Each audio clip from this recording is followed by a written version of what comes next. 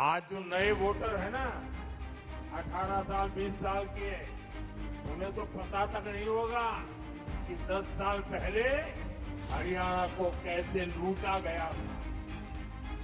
तब हरियाणा में किसानों की जमीन को जम करके लूटा गया। कांग्रेस ने हरियाणा को दलालों और दामादों के हवाले कर दिया। ये हरियाणा के किसानों के लिए बड़ी बड़ी घोषणाएं करते हैं, लेकिन जहां सत्ता में है, जरा आपके यहां आए तो उनको पूछो कि तुम यहां आकर के सारे सपने दिखा रहे हो। कर्नाटका में तुम्हारी सरकार है, वहां तो किसानों को लागू करो नहीं बोल रहे हो। तेलंगाना में तुम्हारी सरकार है, वहां तो लागू करो। कांग्रेस का शाही परिवार देश का सबसे भ्रष्ट परिवार है, और जब हाईकमान भ्रष्टाचारी है, नीचे फिर लूट का खुला लाइसेंस मिल ही जाता है। कांग्रेस पार्टी के शिल्पी कर्नाटका से आते हैं, दलित समाज से हैं। कर्नाटका में दलितों के लिए जो फंड था, उसमें भी कांग्रेस ने घोटाला किया। ये वहां की कांग्रेस सरकार ने, वहां के सीएम ने विधानसभा में खुद इस बात को स्वीकार किया है। साथियों, जैसे जैसे वोटिंग का दिन पास आ रहा है, वैसे वैसे कांग्रेस पस्त पड़ती जा रही है।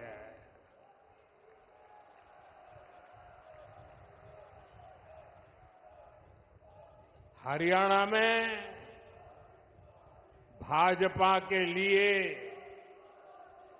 समर्थन बढ़ता ही जा रहा है।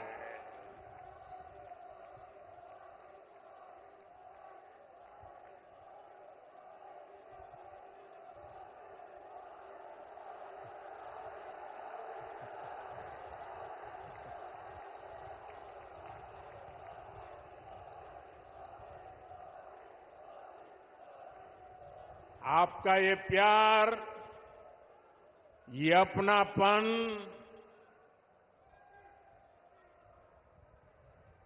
हरियाणा का ये प्यार तो मेरी जिंदगी की बहुत बड़ी अमानत है।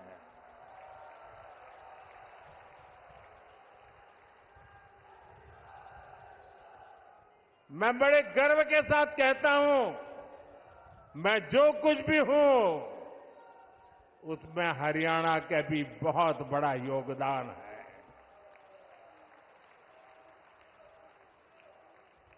आज पूरा हरियाणा कह रहा है, फिर एक बार भाजपा सरकार, फिर एक बार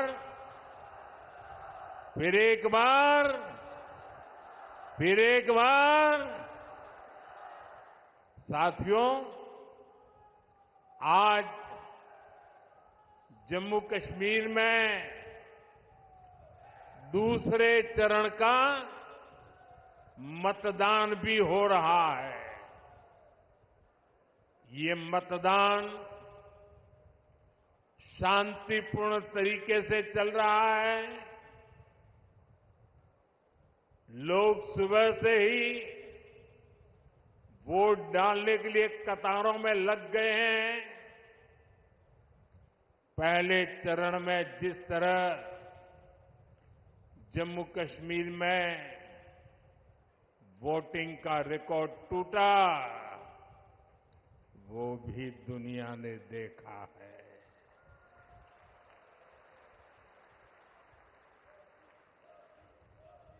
मैं जम्मू कश्मीर के लोगों की सराहना करूंगा, उन्हें बधाई दूंगा कि वो लोकतंत्र के इस पर्व में उतने उत्साह से हिस्सा ले रहे हैं। साथियों, भाजपा सरकार में हरियाणा आज खेती और उद्योग दोनों मामलों में देश के टॉप राज्यों में अपनी जगह बना रहा है। जब औद्योगिकरण बढ़ता है तो इसका सबसे अधिक फायदा गरीब को, किसान को और दलित को होता है। बाबा साहब आम्बेडकर, जिन्होंने बाबा साहब आम्बेडकर को पढ़ा होगा, न पढ़ा हो तो पढ़ ले, बाबा साहब आम्बेडकर मानते थे कि दलितों के सशक्तिकरण में उद्योगों की बड़ी भूमिका होती है। वो देखते थे कि गरीब के पास, दलितों के पास, वंचितों के पास पर्याप्त जमीन नहीं होती। वो जानते थे बहुत से गरीब साथी भूमिहीन होते थे, खेत मजदूरी में अपनी जिंदगी काटते थे। इसलिए बाबा साहब कहते थे कि जब फैक्ट्रियां लगती है तो दलितों, वंचितों को अवसर मिलता है। इसलिए बाबा साहब दलितों से टेक्निकल स्किल सीखने के लिए कहते थे। भाजपा की नीति निर्णयों में, भाजपा के विचारों में आपको बाबा साहब की यही सोच दिखाई देगी। दलित और वंचित समाज को उद्योगों में अवसर देकर ही सच्चा सशक्तिकरण संभव है। साथियों, आज हमारे भारत में एक और चुनौती है जिस पर सिर्फ और सिर्फ भाजपा ही बात करती है। हमारे देश में खेत का साइज भी लगातार कम हो रहा है। जैसे जैसे परिवार बढ़ता है, जमीन के टुकड़े होते हैं, जमीन बढ़ जाती है। धीरे धीरे एक छोटा टुकड़ा बच्चों के नसीब आता है। आबादी बढ़ रही है, लेकिन खेत छोटा हो रहा है। ऐसे में खेती से जुड़े सभी अर्थशास्त्री भी मानते हैं कि गांव में खेती के साथ साथ कमाई के दूसरे जरिए भी होने चाहिए। अकेली खेती पे गुजारा पूरे परिवार के लिए, और इसलिए हर मां बाप चाहता है कि एक बेटा खेती करेगा, दूसरा शहर में जाके काम करेगा। और इसलिए जब उद्योगों का विस्तार होता है तो उससे किसानों का जीवन भी बेहतर होता है। इससे किसान परिवार के बच्चों को भी अच्छी नौकरियां मिलती हैं, अच्छे अवसर मिलते हैं और इसलिए साथियों, भाजपा खेती को भी बढ़ावा देती है, व्यापार कारोबार को भी बढ़ावा देती है।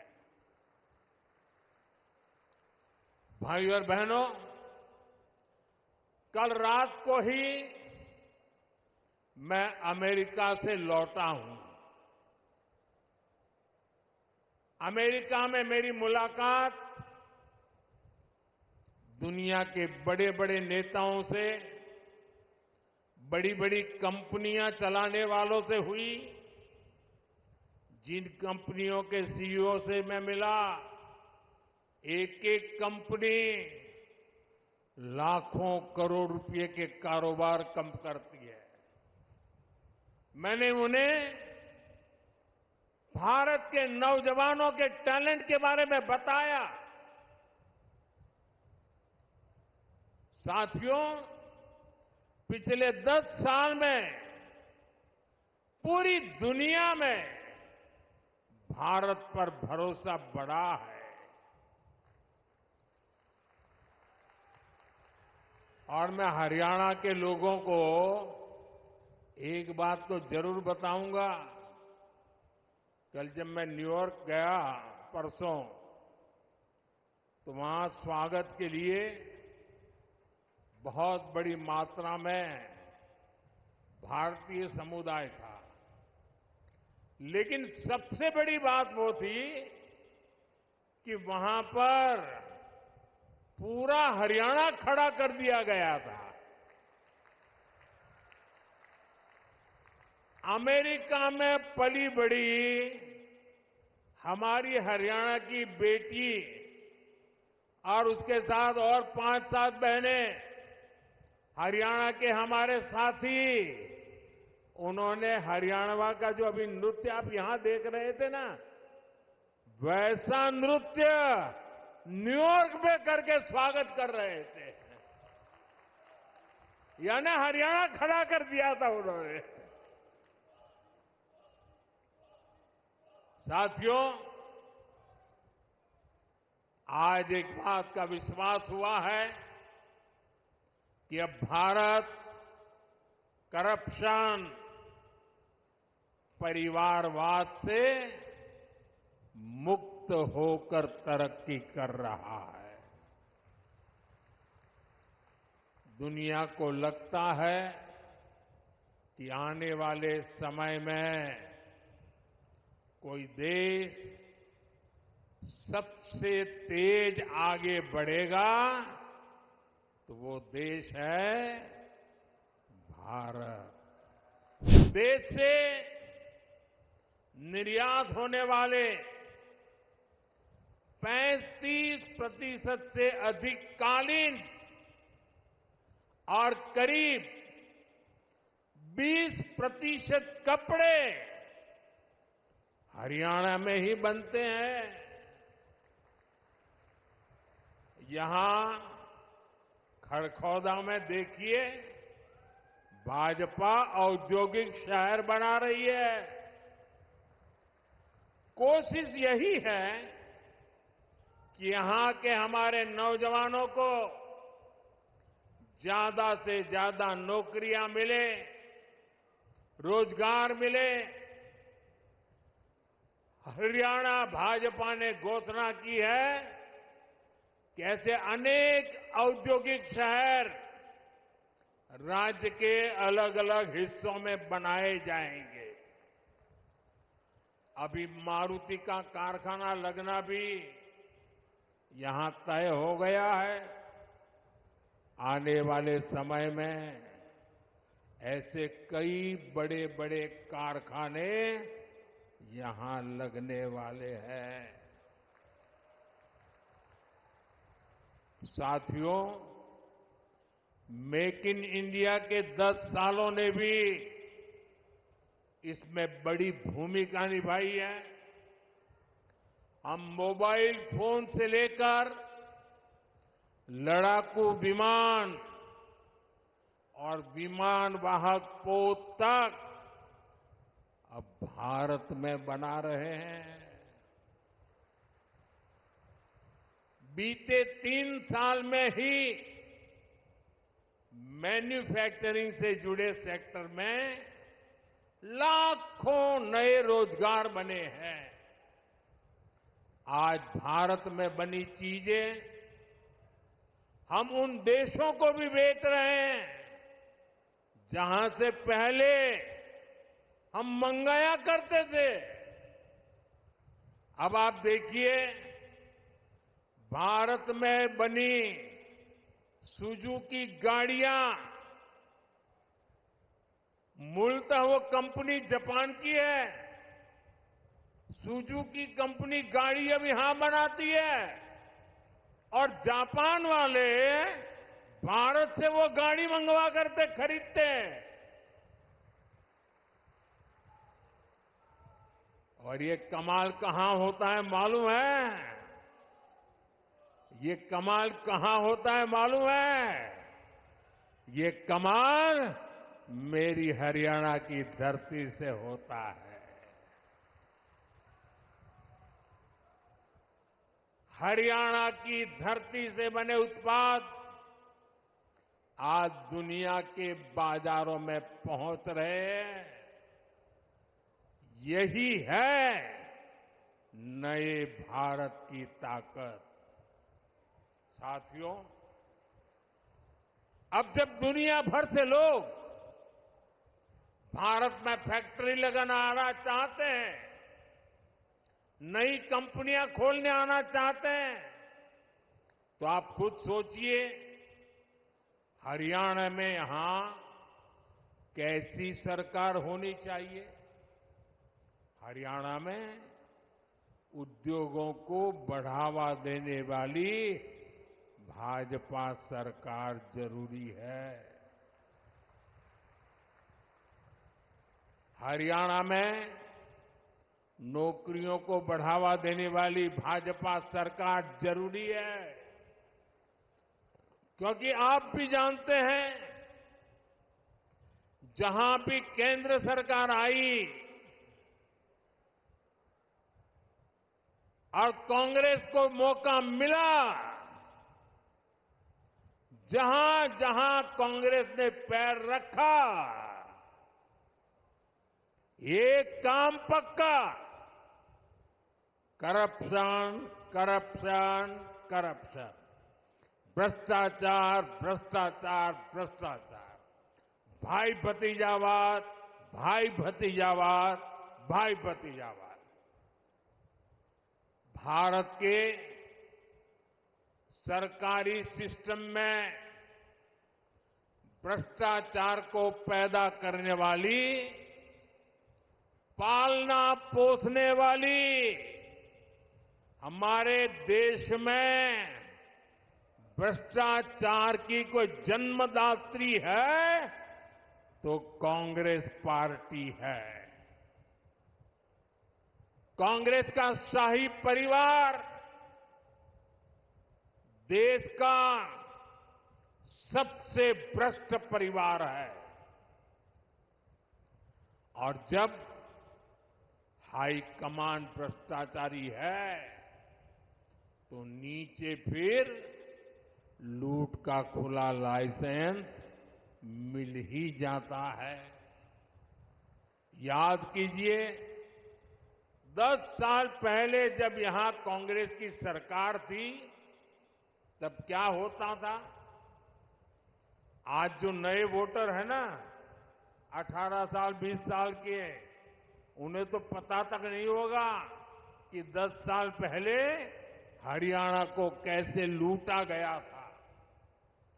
तब हरियाणा में किसानों की जमीन को जम करके लूटा गया। कांग्रेस ने हरियाणा को दलालों और दामादों के हवाले कर दिया था।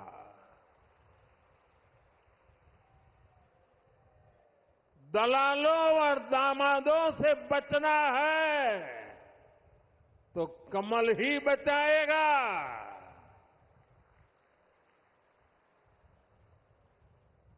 किस किस कांग्रेस नेता पर आरोप लगे हैं, ये आप अच्छे से जानते हैं। हरियाणा में एक भी नौकरी ऐसी नहीं थी, ये 10 साल पहले की कथा है, एक भी नौकरी ऐसी नहीं थी जिसमें खर्ची और पर्ची न चलती हो। सरकारी ठेकों में जमकर भ्रष्टाचार होता था। हरियाणा को लूट कर खाने वाली ऐसी करप्ट कांग्रेस को हरियाणा की सरकार से मीलों मीलों दूर रखना है, तब जाके हरियाणा बचेगा। और आपका तो मुझ पर हक है, मुझे भी तो हरियाणा का कर्ज चुकाना है।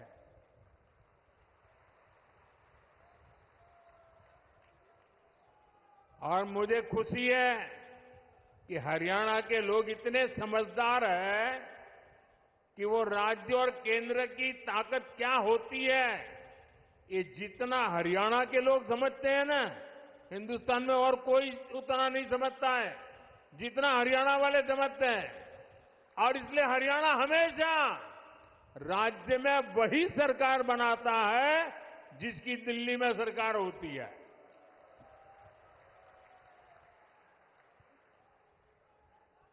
हरियाणा के लोगों की इसकी बराबर समझ है। साथियों, जैसी स्थिति यहां कांग्रेस ने उस समय बनाई थी, आज कर्नाटका में उनकी सरकार है। जरा देखिए, अभी तो 2 साल हुए हैं, क्या हाल करके रखा है। वहां कांग्रेस के मुख्यमंत्री उन पर जमीन घोटाले के आरोप लगे हैं। जब इसकी जांच शुरू हुई तो कर्नाटका के मुख्यमंत्री हाईकोर्ट चले गए। हाईकोर्ट ने भी उनको एक और डंडा मारा। उन्होंने कहा कोई मदद नहीं होगी। और कल ही हाईकोर्ट ने साफ साफ कहा कि जांच के आदेश सही है और जांच होनी चाहिए। अब देखिए, 2 साल मुश्किल से हुए हैं, आदत जाती नहीं है। क्या हरियाणा में इनको ये पाप करने का ठेका दे सकते हैं क्या? हरियाणा में इनको घुसने दे सकते हैं क्या? आप ये गलती मत करना, 10 साल बाहर रहे तो सुधर गए होंगे, ये सुधर सकते ही नहीं जी, ये कभी नहीं सुधर सकते। और भाइयों बहनों, कर्नाटका में सिर्फ जमीन घोटाले का ही मामला नहीं है, वहां मेरे दलित भाई बहन ये समझिए, कांग्रेस पार्टी के अध्यक्ष भी कर्नाटका से आते हैं, दलित समाज से हैं। कर्नाटका में दलितों के लिए जो फंड था उसमें भी कांग्रेस ने घोटाला किया। ये वहां की कांग्रेस सरकार ने, वहां के सीएम ने विधानसभा में खुद इस बात को स्वीकार किया है। अब बताइए, जहां भ्रष्टाचार होगा वहां दुनिया का कोई देश, कोई भी निवेश करने वाला, कोई भी कारखाना लगाने वाला हरियाणा की धरती पर आएगा क्या? तो हरियाणा का नुकसान होगा कि नहीं होगा? हरियाणा में निवेश नहीं आएगा तो नौजवानों को नौकरी कैसे मिलेगी? साथियों, कांग्रेस से बड़ी बेईमान और धोखेबाज पार्टी देश में और कोई नहीं है। ये हरियाणा के किसानों के लिए बड़ी बड़ी घोषणाएं करते हैं, लेकिन जहां सत्ता में है, जरा आपके यहां आए तो उनको पूछो, भाई तुम यहां आकर के सारे सपने दिखा रहे हो, कर्नाटका में तुम्हारी सरकार है, वहां तो किसानों को लागू करो नहीं बोल रहे हो, तेलंगाना में तुम्हारी सरकार है, वहां तो लागू करो। ये झूठ बोल रहे हैं, ये आपकी आंख में धूल झोंक रहे हैं। साथियों, हरियाणा की भाजपा सरकार ने किसानों से 24 फसलें एमएसपी पर खरीदने का फैसला लिया, लेकिन जब यहां कांग्रेस की सरकार थी तो एमएसपी पर फसलें खरीदने से सबसे ज्यादा नफरत करती थी। यही कांग्रेस की सच्चाई है जो हरियाणा के किसान को पूरी तरह कांग्रेस को पहचान लेना जरूरी है। साथियों, भाजपा सरकार निरंतर किसान हक में बड़े फैसले ले रही है। अपनी तीसरी पारी के पहले 100 दिनों में ही हमारी सरकार ने किसानों के लिए अनेक बड़े फैसले लिए हैं। कुछ दिन पहले ही केंद्र सरकार ने बासमती के निर्यात को लेकर बड़ा फैसला लिया। अभी तक बासमती के एक्सपोर्ट के लिए न्यूनतम मूल्य तय था, उस सीमा से नीचे निर्यात संभव नहीं था। इससे भारत के बजाय दूसरे देशों से लोग इंपोर्ट करते थे। अब हमने किसानों की भलाई के लिए ये सीमा भी हटा दी है और इससे ज्यादा बासमती एक्सपोर्ट हो पाएगा। इसका सीधा फायदा धान किसानों को होगा, उन्हें और ज्यादा पैसा मिलेगा। साथियों, हमने भारत के तिलहन किसानों के लिए भी बड़ा फैसला लिया है। विदेश से आयात होने वाले तेल पर हमने टैक्स बढ़ा दिया है। कोशिश यही है कि भारत के किसानों के तिलहन की ज्यादा से ज्यादा खरीद हो और तिलहन की खेती करने वाले किसानों को ज्यादा से ज्यादा उसका लाभ हो। तिलहन किसानों को भी इसका लाभ होगा। अब जैसे सूरजमुखी के आयात पर पहले टैक्स नहीं था, अब 20% टैक्स लगाया गया है। इससे हरियाणा के सूरजमुखी की पैदावार से जुड़े हमारे जो किसान भाई बहन हैं, उनको बेहतर दाम मिलेंगे। भाजपा ये सब इसलिए कर रही है ताकि हमारे किसान ज्यादा से ज्यादा तिलहन उगाएं और पैसे कमाएं। और भाजपा कांग्रेस की तरह कोरी घोषणाएं नहीं कर रही है, बल्कि जमीन पर बारीक से बारीक काम कर रही है। तभी हरियाणा के किसानों को भाजपा पर भरोसा होता है। साथियों, हरियाणा के किसान हो या युवा, उनका भविष्य भाजपा सरकार में ही सुरक्षित है। बीते 10 साल में हरियाणा में भाजपा की सरकार है।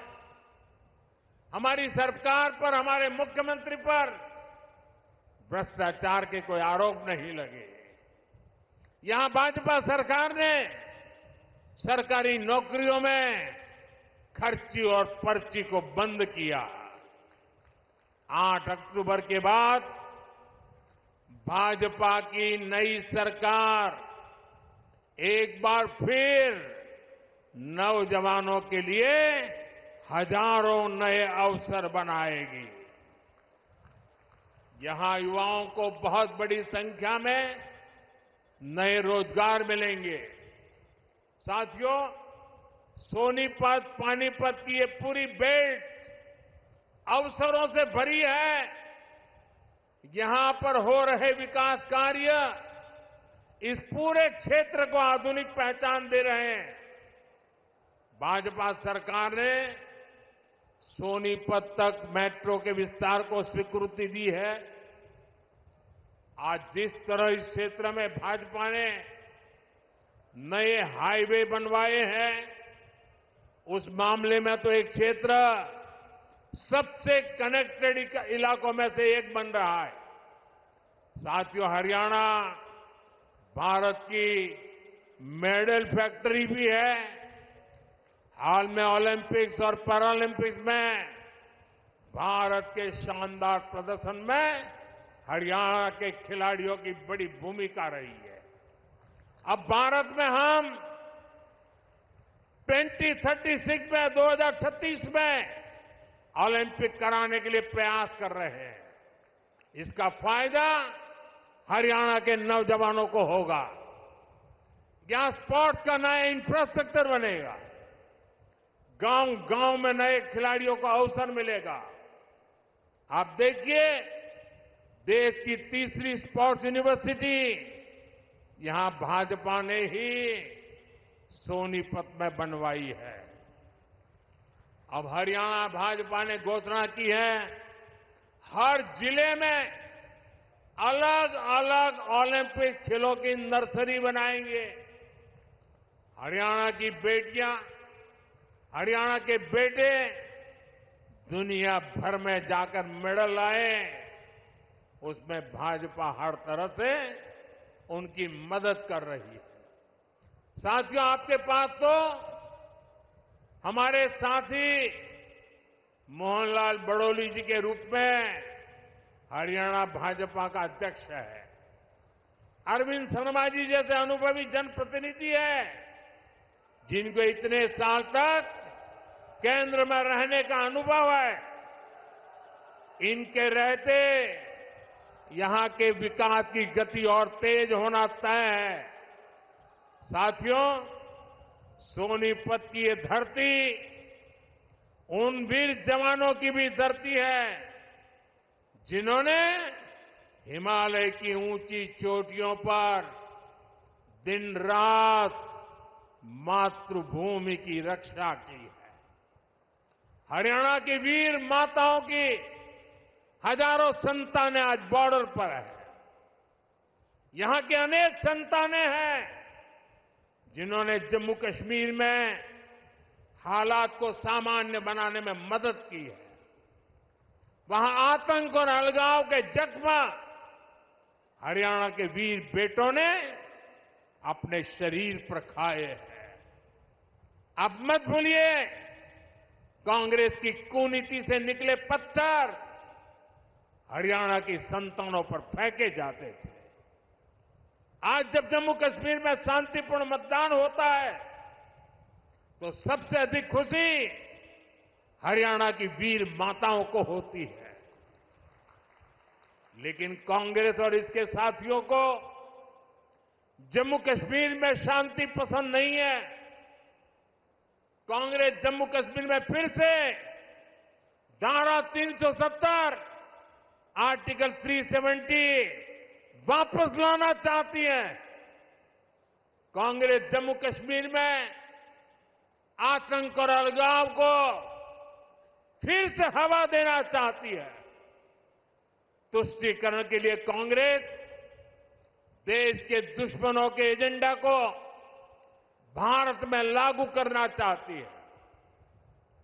ऐसी कांग्रेस को आप हरियाणा के लोग सबक सिखाएंगे, ये मुझे पूरा भरोसा है। आर्टिकल 370 को वापस लाना उन वीरों की कुर्बानी का पाठ होगा जिन्होंने जम्मू कश्मीर में आतंक के खिलाफ लड़ाई लड़ी है। साथियों, कांग्रेस ने दलितों, पिछड़ों और शोषितों के साथ भी धोखा किया है। आजकल कांग्रेस के भीतर यहां जो सिर फुटोवल हो रही है, ये पुराने पाकों का ही परिणाम है। याद कीजिए, 2014 से पहले जब यहां कांग्रेस का राज था, जब हुड्डा जी यहां सीएम हुआ करते थे, तब ऐसा कोई साल नहीं था जब दलितों के साथ अन्याय नहीं होता था। अनेक दलितों को जान से हाथ धोना पड़ा। दलित परिवारों की बहु बेटियों पर अत्याचार होते थे। हर कोई जानता था कि दलितों के खिलाफ इस घिनौने खेल को कांग्रेस ही खाद पानी देती है। और जो भी कांग्रेस की दलित विरोधी हरकत के खिलाफ बोलता है, कांग्रेस उसके खिलाफ साजिशें करने लगती है। ये आज हरियाणा का दलित समाज एक बार फिर हरियाणा के अंदर कांग्रेस का जो ड्रामा चल रहा है, उसे देख रही है। साथियों, कांग्रेस ने हमेशा ही दलित, ओबीसी और आदिवासियों को भागीदारी से वंचित रखा है। ये तो बाबा साहब आंबेडकर थे जिन्होंने दलितों को आरक्षण दिया, वरना ओबीसी की तरह दलितों को भी अपने हक के लिए कांग्रेस की हार का ही इंतजार करना पड़ता। जब जब कांग्रेस सरकार से दूर रही है, तब तब गरीबों को, एससी, एसटी, ओबीसी को उनका हक मिला है। और जब जब कांग्रेस सरकार में रही है, उसने दलितों, पिछड़ों का हक छीना है। कांग्रेस के शाही परिवार से जो भी प्रधानमंत्री बना, उसने हमेशा आरक्षण का विरोध किया है। आरक्षण का विरोध, आरक्षण से नफरत, ये कांग्रेस के डीएनए में है। इसलिए आज भी हम देखते हैं, कांग्रेस के शाही खानदान की चौथी पीढ़ी भी आरक्षण को हटाने की बात कर रही है। आपको कांग्रेस की आरक्षण विरोधी चालों से सावधान रहना है। साथियों, बीजेपी ने दलित, ओबीसी और आदिवासियों को सही मायने में भागीदारी दी है। वंचित और पिछड़े समाज के हर व्यक्ति को भाजपा ने हमेशा आगे बढ़ाया। यहां हरियाणा में देखिए, हमारे नायब सिंह सैनी जी को भाजपा ने सीएम बनाया। इतने कम समय में ही इन्होंने पूरे हरियाणा के लोगों के दिल में जगह बनाई है। आज यहां लोग कहते हैं कि यो नायब सैनी एक किसान मजदूर का बेटा से, इसके किवाड़ लोगा ताई 24 घंटे खुले रवे से। भाइयों और बहनों, कांग्रेस की सरकारों की एक और पहचान है, कांग्रेस सरकार अस्थिरता के लिए भी जानी जाती है। बीते कुछ सालों में ही जहां जहां इनकी सरकारें बनी, वहां यही दिखने को मिला है। कांग्रेस शासित हर राज्य में उनके मुख्यमंत्री और मंत्री झगड़ों में उलझे हुए हैं। उनको जनता की तकलीफ उनके दुख दर्द से कोई लेना देना नहीं है। कर्नाटक में उनके सीएम और डिप्टी सीएम आपसी लड़ाई में बिजी हैं। तेलंगाना, हिमाचल प्रदेश, वहां भी यही कहानी है। राजस्थान और छत्तीसगढ़ में भी जब उनकी सरकारें थी, पूरा 5 साल नंबर 1, नंबर 2 एक दूसरे की टांग खींचने में लगे रहे। इसलिए हरियाणा को भी बहुत सावधान रहना है। गलती से भी मेरे शब्द लिख कर रखना भाइयों। हरियाणा का मुझ पे हक है, इसलिए मैं अपनी बात आपके सामने बड़े विश्वास से कह रहा हूं। याद रखना, गलती से भी कांग्रेस आ गई तो अपने झगड़ों में ही हरियाणा को बर्बाद करके छोड़ेंगे। यहां पर कांग्रेस में जिस तरह झगड़े बढ़ रहे हैं, पूरा हरियाणा देख रहा है। कांग्रेस को वोट देना यानी हरियाणा की स्थिरता और विकास को दांव पर लगाना है, बर्बादी के दरवाजे खोलना है। यह स्थिरता हरियाणा में हर काम ठप कर देगी। यहां निवेश और नौकरी दोनों पर असर होगा। इसलिए आपको सिर्फ और सिर्फ कमल के निशान पर बटन दबाना है। साथियों, इस भूमि ने भगत फूल सिंह जैसे महापुरुष देश को दिए हैं, जिन्होंने तब बेटियों की शिक्षा को अपना मिशन बनाया जब बेटियों को पढ़ाना असंभव था। ये मेरा सौभाग्य है कि 2015 में पानीपत से ही मुझे बेटी बचाओ बेटी पढ़ाओ अभियान का शुभारंभ करने का अवसर मिला। कांग्रेस ने 60 साल देश पर राज किया, लेकिन उसे कभी देश की बेटियों की चिंता नहीं हुई। अगर कांग्रेस को चिंता होती तो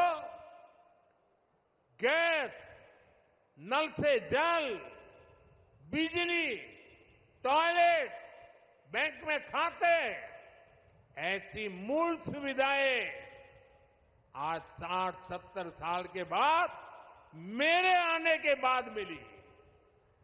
मुझे संतोष है कि बेटी बचाओ बेटी पढ़ाओ से हरियाणा को फायदा हुआ। 10 साल पहले हरियाणा में 1000 बेटों पर सिर्फ 866 बेटियां थी। आज ये संख्या बढ़कर 914 हो चुकी है। आज हरियाणा की बेटियां स्पोर्ट्स में दम दिखा रही हैं। आज हरियाणा की बेटियां पुलिस और सेना में दम दिखा रही है। हमें गर्व है कि एनडीए में जो महिला कैडेट्स का जो फर्स्ट बैच था, उसमें हरियाणा की बेटी ने टॉप किया। साथियों, हरियाणा भाजपा नारी शक्ति को और सशक्त करने के लिए आगे बढ़कर काम कर रही है। हरियाणा भाजपा ने लाडो लक्ष्मी योजना के तहत हर महीने 2100 रुपये देने का वायदा किया है। गरीब परिवारों को 500 रुपये में गैस सिलेंडर देने की भी योजना जारी रहेगी। हरियाणा भाजपा ने 5 लाख लखपति दीदी बनाने और हर गांव में ड्रोन पायलट दीदी बनाने की भी घोषणा की है। साथियों, भाजपा का संकल्प ये पक्की गारंटी होता है। भाजपा जो कहती है वो करके दिखाती है। हरियाणा में भी हर वायदे तेजी से जमीन पर उतर के रहेंगे, आपके घर तक पहुंचेंगे। इसलिए 5 अक्टूबर को हमारे इन सभी उम्मीदवारों को भारी मतों से विजयी बनाना है। लगातार तीसरी बार हरियाणा में कमल खिलाना है। एक बार फिर इतनी बड़ी संख्या में हमें आशीर्वाद देने के लिए आप आए, मैं आपका बहुत बहुत आभारी हूं।